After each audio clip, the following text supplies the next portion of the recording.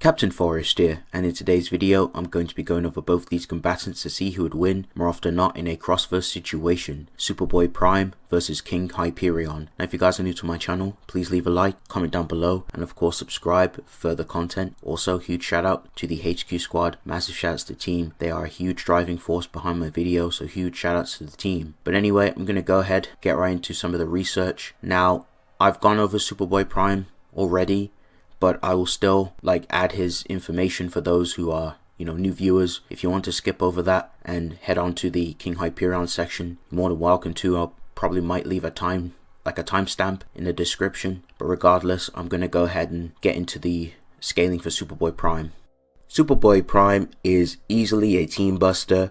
He was able to go up against the JSA, Teen Titans, and Doom Patrol, and he literally destroys them and lays waste to them. And the hilarious part about this fight was he was literally killing them by accident. He didn't mean to, and he was accidentally just flexing his powers and just ripping the team apart. And Superboy Prime even says that he wasn't trying when he fought against these teams as well. We also see Superboy Prime scrap with the Green Lantern Corps, and he was able to destroy a lot of them, and he was able to bully a lot of the Lantern teams with relative ease. Another impressive feat that comes to mind was the time Superboy pulled up on ion-amped Sodom Yacht and literally beat the living dog crap out of him. This is impressive because, as we know, the emotional spectrums are pretty powerful, so that's easily a creation level feat for Superboy Prime right there and there. Superboy was able to fight off and go up against multiple superheroes and guardians at the same time and survived a guardians exploding in his face, which is absolutely insane. He literally survives this explosion, which is pretty cool. We also see Superboy Prime go up against and fight Post-Crisis and Golden Age Superman and physically hurt them. Superboy was able to clap back and launch the Flash family that were trying to test his gangster. Another feat that also comes to mind was the time when Superboy was able to rip apart the Anti-Monitor and literally just flew inside of him, ripped him apart.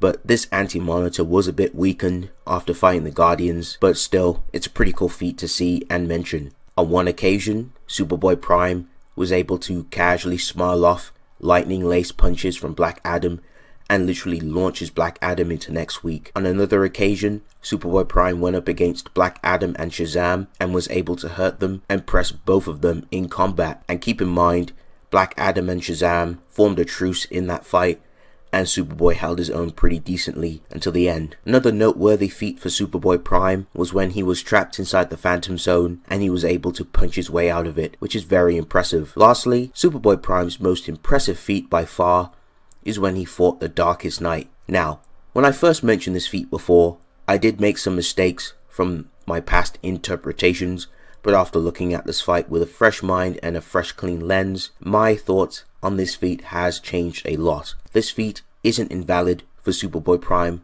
based off the statement made from the Darkest Night where he notes, "Step aside as I prefer not to expend my energy." If anything, this would help validate the feat because the Darkest Night is implying that he was using his power against him, but told Prime to basically back off because he didn't want to drain and waste any of his powers on him. The Darkest Night couldn't suppress the amount of power he had, as he didn't want to risk expending it in general. The attacks from Superboy Prime was hurting the Darkest Night and was actually meeting his pay grade, which forced the Darkest Night to tap into this power. It wouldn't make sense for the Darkest Night to be suppressed. If he wouldn't worry about expending energy altogether. All of this further backs up this feat, as the Darkest Night also notes to Superboy that you can't destroy me any more than I can destroy you, which is the Darkest Night admitting that Superboy Prime is a match for him. The only reason Superboy Prime ended up losing is because he knocked himself out by punching the Darkest Night too hard. And another thing, the Darkest Night grunts and screams no when he is getting attacked and taking damage. The Darkest Night wanted Superboy on his team, which also shows and demonstrates that the Darkest Night respects Superboy Prime's power. And to add consistency to this, the Darkest Knight's minions like Kill All, which is the Dark Multiverse's version of Superman, was pressing the superheroes and even Rebirth Superman himself. In fact, he was slowly killing Rebirth Superman in that fight, Rockstar Superman with the long hair. And of course, I've mentioned before, Superman has creation level feats of his own, so no matter how you slice this feat, Superboy Prime has some pretty solid creation level scaling. Like even like some of the other multiverse versions of those characters were pretty powerful. So that's going to round up Superboy and his attack potency. I'm going to go ahead and move on to the other attributes like speed and all that good jazz. Superboy Prime should easily have high immeasurable to irrelevant speed. Superboy has demonstrated to react and punch back Jay Garrick, Wally West and Bart when they attempted to speed blitz Superboy, which is very impressive. Wally West has been able to run to the 853rd century. Superman kept pace with Jay Garrick and Wally West while they were chasing the Reverse Flash to the past. We've also seen Superman outpace reality blitzing missiles that were sterilizing the continuum. So that's going to conclude AP and speed. I'm going to go ahead and move on to Superboy Prime's abilities. So Superboy Prime has his heat vision, which vaporizes things just like Superman pretty much. He can also perform ice breath.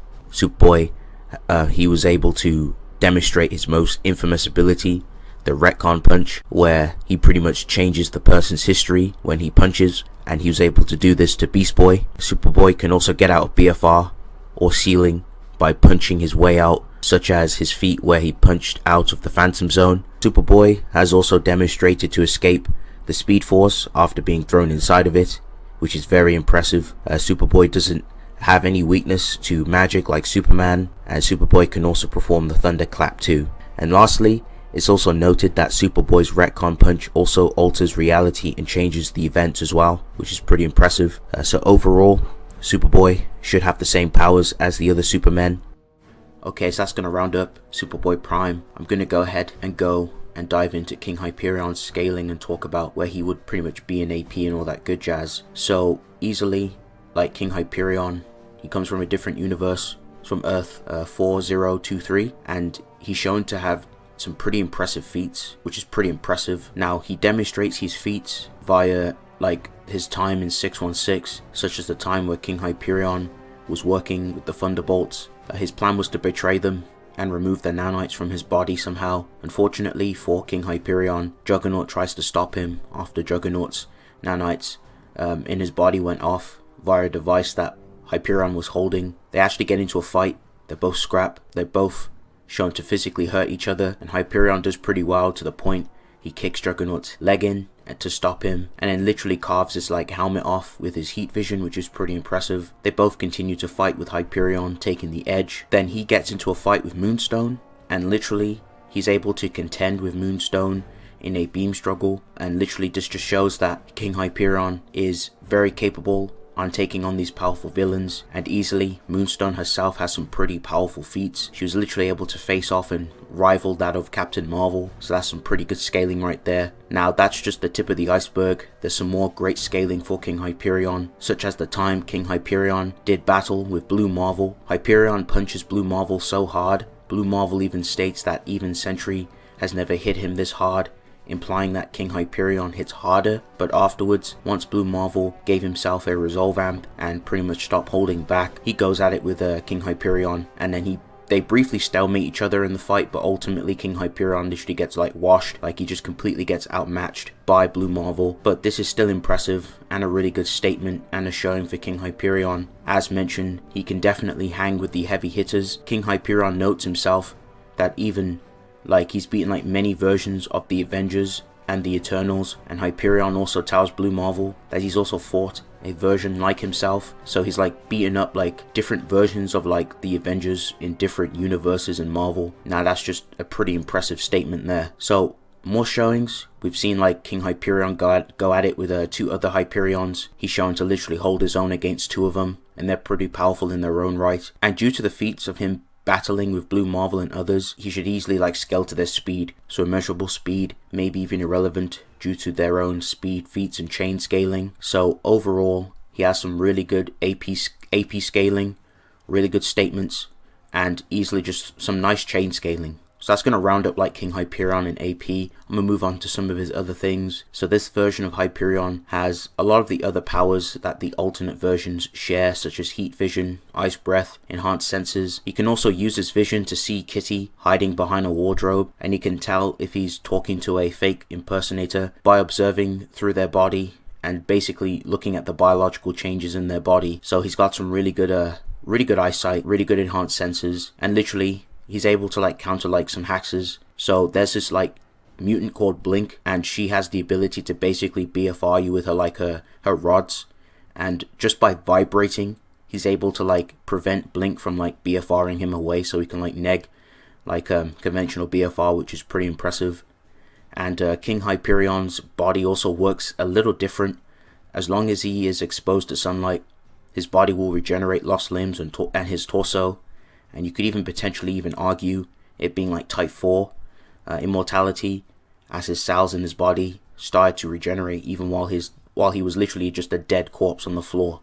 And as soon as he was put back together with his regenerative abilities, he was literally like, he came back to life and then literally just went back to just wreaking havoc, which is pretty impressive. So that's going to round up King Hyperion and his scaling and everything else.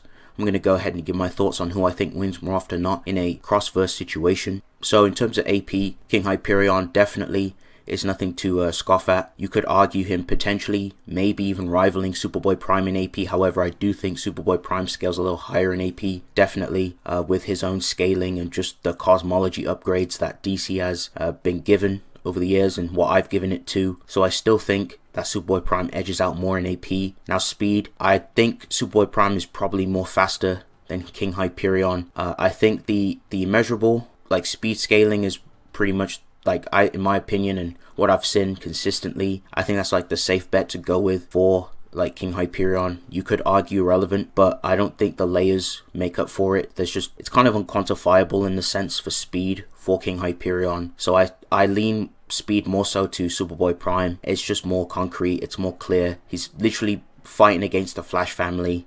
They have their own incredible layers and speed scaling, and we literally see Superboy Prime literally bullying them and literally blitzing them, which is crazy. And he's even blitzed like Superman too. So I just think like in terms of like quantifiable layers and more concrete showings, I think the speed edge goes to Superboy Prime more often than not. Now when it comes to the actual fight itself, they both have win cons. Literally King Hyperion has his heat vision. He has his other general hexes, which are pretty Superman-like. So he'd definitely be able to try and scrap with Superboy Prime. However, because of the speed gap and because of the superiority in AP, I just think that he's just going to stomp down on King Hyperion. Unfortunately, there's just nothing he can do to like counter Superboy Prime, and especially the retcon punch. If Hyperion gets hit with a retcon punch, he's done for. That's literally like plot hacks in its own way. So it literally just alter and change everything about Hyperion, and he's pretty much done for. So unfortunately, more often than not, I have to give victory to Superboy Prime.